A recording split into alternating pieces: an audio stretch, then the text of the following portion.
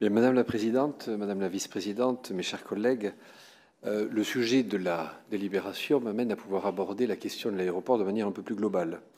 En effet, j'estime, et on est, je pense, plusieurs dans ce cas, j'estime que nous abordons trop fréquemment la question de l'aéroport, de son développement, des conditions de son développement, de la nature même de l'activité aérienne et aéroportuaire de manière incidente, ici à Bordeaux Métropole.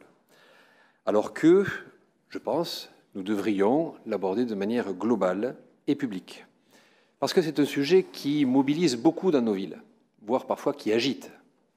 Les associations de riverains et de quartiers sur les villes survolées alimentent le débat public et nous sommes conduits, en tant que maires, à éclairer ce débat, en tout cas à l'accueillir, à essayer de l'éclairer et à répondre avec des moyens qui sont forcément limités au vu de nos pouvoirs et de nos compétences. Dans cet environnement démocratique, un acteur manque au débat. Il s'agit de la métropole. Jusqu'à récemment, les propos des présidents successifs étaient mesurés et se tenaient prudemment à l'écart de polémiques entre communes aux intérêts pas forcément convergents. Au vu de ce qui s'est passé, je dirais même parfois forcément divergents. Mais la donne a changé avec votre élection, Madame la Présidente.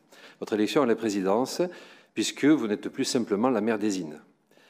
Pressentant cette évolution substantielle, 3 maires concernés par les survols de la piste séquente, je parlais des maires de Talence, Emmanuel Salaberry, de Martigny-sur-Jalles, M. Jérôme Pessina et de moi-même, nous vous avons écrit le 19 mars dernier, vous voyez notre réactivité juste après votre élection, pour obtenir votre position, cette fois-ci en tant que présidente de Bordeaux Métropole, sur l'avenir de la piste séquente.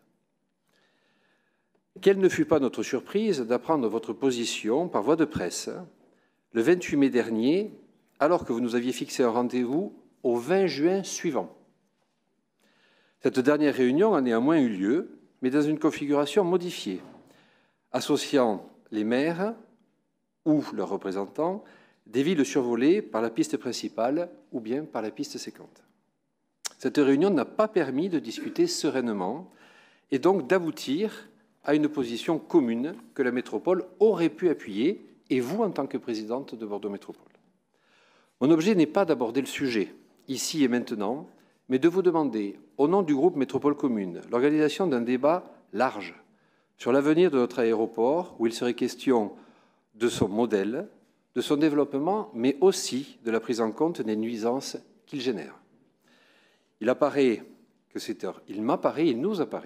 c'est au terme d'un débat public et d'essence métropolitaine que peut surgir une position partagée qui ne mettrait pas face à face les habitants et les villes concernées par l'une ou l'autre des pistes ou l'une ou l'autre des nuisances générées par l'aéroport. Je vous remercie.